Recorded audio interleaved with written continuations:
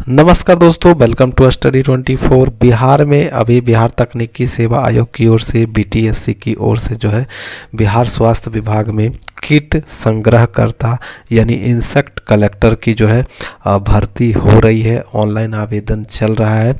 तो इससे जुड़ा हुआ बहुत सारे जो है सवाल आप लोगों के आए हैं कमेंट बॉक्स में कि कौन आवेदन कर सकता है और कौन नहीं कर सकता है। इसके साथ साथ पूछा गया कि कीट संग्रहकर्ता क्या होता है, इसका काम क्या होता है।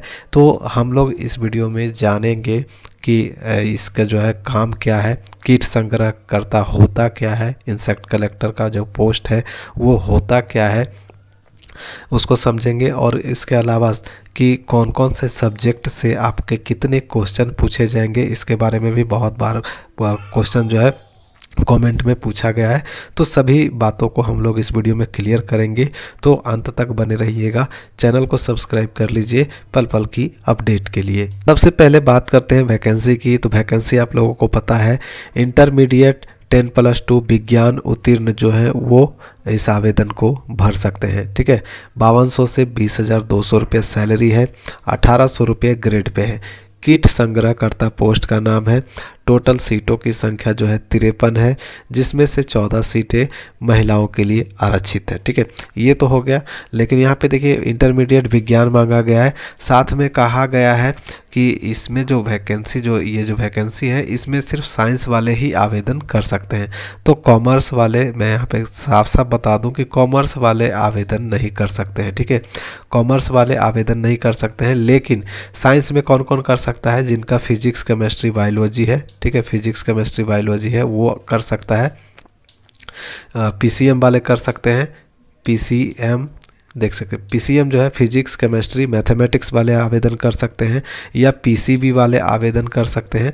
पीसीबी वाले यानी कि फिजिक्स केमिस्ट्री बायोलॉजी वाले आवेदन कर सकते हैं, जिनका इनमें से कोई भी सब्जेक्ट, तीनों सब्जेक्ट है आपके इंटरमीडिएट में, तो आप आवेदन कर सकते हैं। चाहे वो फिजिक्स केमिस्ट्री बायोलॉजी से किए हो, चाहे आप फिजिक्स केमिस्ट्री मैथ से किए हो, तो दोनों सब्जेक्ट वाले जो है आवेदन कर सकते हैं। आर्ट्स और कॉमर्स वाले इसमें आवेदन नहीं कर सकते हैं।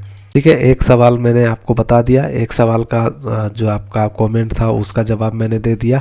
अब मैं आपको बताता हूँ कि कीट संग्रहकर्ता आखिर होता क्या है। ठीक है, कीट संग्रहकर्ता आखिर होता क्या है, तो अगर आप गूगल में सर्च करेंगे तो भी आपको मिल जाएगा। देख सकते हैं मैंने गूगल में सर्च किया है इंसेक्ट कलेक्टर, जो कि जिसका हिंदी जो है कीट संग्रहकर्ता होता है। अगर आपको पता होगा कि मेडिकल साइंस में जो है जो दवाइयाँ वगैरह बनती हैं, वैक्सीन वगैरह बनती हैं, तो सबसे पहले जो ट्रायल चलता है वो चूहों वगैरह पे चलाई जाती है। लेकिन आखिरकार ये बनता कैसे है वैक्सीन या मेडिसिन? तो बहुत सारे ऐसे कीट हैं, जानवर हैं, जिसका अलग अलग जो है सेल्स वगैरह का यूज करके दवाइयाँ, मेडिसिन और आपका जो है वैक्सीन और इंजेक्शन वगैरह बनाई जाती है। ठीक है, तो वही है कि उस पे अनुसंधान करने के लिए जो वैज्ञानिक होते हैं उनके सहायक के रूप में कीट संग्रहकर्ता का काम होता है। यानी जो कीट पतंगे हैं उनको संरक्षित करके यानी सेव करके रखना उनका काम होता है। ठीक है, देख सकते हैं। अगर आप चाहें तो इसको विकिपीडिया पे बहुत आसानी से पढ़ सकते हैं। विकिपीडिया पे आएंगे और उस पर सर्च करेंगे कीट जो है संग्रहकर्ता क्या है, तो आपको पूरा आंसर देखने को मिल जाएगा। जैसे कि कीट संग्रहकर्ता से तात्पर्य है कि वैज्ञानिक अध्ययन या शौक के लिए कीटों और अन्य ऑर्थ्रोपोड्स के संग्रह से है। अधिकांश कीट छोटे होते हैं और अधिकांश को सूक्ष्म रूपात्मक लक्षणों की जांच के बिना पहचाना नहीं जा सकता है। इसलिए कीट विज्ञानी अक्सर कीट संग्रह बनाते हैं और उनका रखरखाव करते हैं। बहुत बड़े संग्रह प्राकृतिक इतिहास संग्रहालयों में भी रखा जाता है।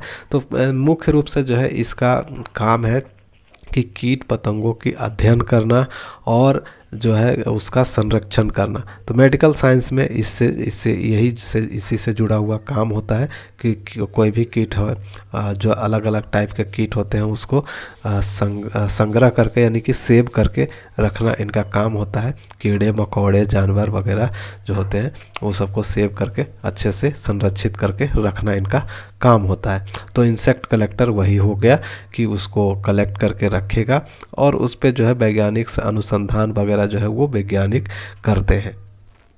लेकिन जो कीट पतंगों का जो है संरक्षण करना, सेव करके रखना कीट संग्रहकर्ता का काम होता है। तो समझ में आ गया होगा कि कीट संग्रहकर्ता आखिर है क्या। तो आप गूगल में आके भी सर्च कर सकते हैं, आपको पूरा डिटेल मिल जाएगा। अब रह गई बात कि इसमें कौन आवेदन कर सकता है, मैंने बता ही दिया है। अब बात करते हैं कि क्वेश्चन कहाँ से, कौन से सब्जेक्ट से कितने क्वेश्चंस पूछे जाएंगे।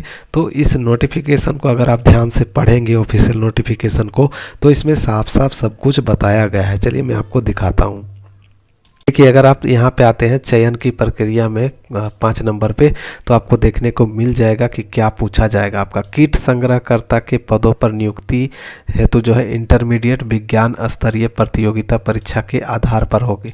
जो आपका क्वेश्चन होगा दोस्तों, बिहार बोर्ड में जो इंटरमीडिएट है उसी के सिलेबस से पूछा जाएगा। देखिए क्या क्या सब्जेक्ट होगा वो भी यहाँ पे बताया गया है।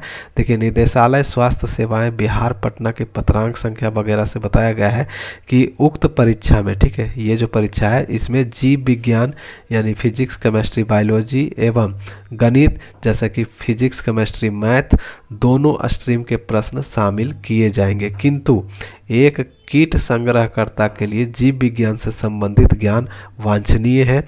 यानी कि जो है कीट संग्रहकर्ता के लिए जीव विज्ञान का ज्ञान, अच्छा ज्ञान होना जरूरी है। इसलिए वांछनीय, देखिए वांछनीय बताया गया, इसलिए कम से कम 50% प्रश्न जो है वो जीव विज्ञान से, बायोलॉजी से पूछे जाएंगे। ठीक है, तो जीव विज्ञान से आपका जो है 50% क्वेश्चन पूछा जाएगा। अब देखिए 50% का अर्थ ये है कि जो प्रतियोगिता परीक्षा होगी उसमें टोटल 100 प्रश्न होंगे। देख सकते हैं यहाँ पे बताया गया है टोटल जो है 100 प्रश्न होंगे, जिसमें से 50% यानी कि 50 क्वेश्चन जो है आपका जीव विज्ञान से होगा। ठीक है, जीव विज्ञान से होगा। बाकी जो 50 क्वेश्चन होंगे उसमें आपका फिजिक्स और केमिस्ट्री और मैथ से क्वेश्चन होंगे।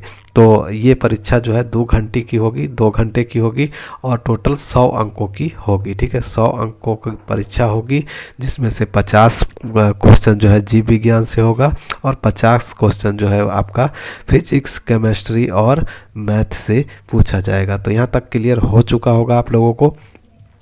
और ये परीक्षा ऑनलाइन लिया जाएगा। ठीक है, ऑनलाइन बेस लिया जाएगा। तो टीसीएस की ओर से ली जाएगी परीक्षा, इसलिए नॉर्मलाइजेशन भी किया जाएगा। और प्रत्येक उत्तर के लिए आपको 1 अंक मिलेगा, 1 नंबर मिलेगा और प्रत्येक गलत उत्तर के लिए 0.25 अंक काट लिया जाएगा। और इसमें क्वालिफाइंग मार्क्स भी रखा गया है, जैसे कि जनरल के लिए जो है 40% अंक लाना अनिवार्य होगा। देख सकते हैं, सामान्य वर्ग के लिए 40% अंक लाना अनिवार्य होगा। पिछड़ा वर्ग यानी कि बीसी कैटेगरी के लिए 36.5% अंक लाना अनिवार्य होगा। और अत्यंत पिछड़ा वर्ग के लिए यानी कि ईबीसी कैटेगरी के लिए 34% अंक लाना अनिवार्य होगा। और वहीं एससी और एसटी कैटेगरी और सभी महिला, ठीक है, सभी महिला और सभी दिव्यांग को जो है 32% अंक लाना अनिवार्य होगा। तो क्वालिफाइंग नेचर का ये परीक्षा लिया जाएगा, जिसमें आपको कम से कम जो है क्वालिफाई करना अनिवार्य है। अब अंत में दोस्तों, अगर आपको ये फॉर्म भरना है और आप भरना चाहते हैं तो पूरी जानकारी आपको कहाँ से मिलेगी, तो rozgarBihar.com पे आपको पूरी जानकारी दी गई है। सिलेबस भी बताया गया है, सैलरी भी बताई गई है। ऑनलाइन डेट 5 फरवरी से 5 मार्च तक है, तो आप आवेदन कर सकते हैं। एप्लीकेशन फ़ीस कितना लगेगा वो बताया गया है। कैटेगरी वाइज यहाँ पे उम्र बताई गई है। अनिवार्य शैक्षणिक योग्यता क्या है वो बताया गया है। पद नाम और कैटेगरी वाइज सीटें कितनी है वो बताई गई है। परीक्षा में क्या क्या पूछा जाएगा वो भी यहाँ पे बताया गया है। और ऑनलाइन का लिंक भी दिया गया है यहाँ पे नोटिफिकेशन का, और वीडियो भी उपलब्ध है। आप इस वीडियो पे क्लिक करके वीडियो देख सकते हैं कि कैसे स्टेप बाय स्टेप कहाँ पे कौन से कॉलम में क्या चीज़ भरना है, क्या डिटेल भरना है ताकि आपका फॉर्म रिजेक्ट वगैरह ना हो। तो अच्छे से अगर आप वीडियो देख के भरेंगे तो आपको फॉर्म में कोई गलती नहीं होगी। तो उम्मीद करता हूँ दोस्तों वीडियो आप लोगों को पसंद आई होगी, तो ज़्यादा से ज़्यादा शेयर कर दें, चैनल को सब्सक्राइब कर ले पल पल की अपडेट के लिए।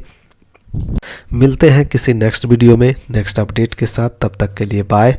जय हिंद, जय बिहार।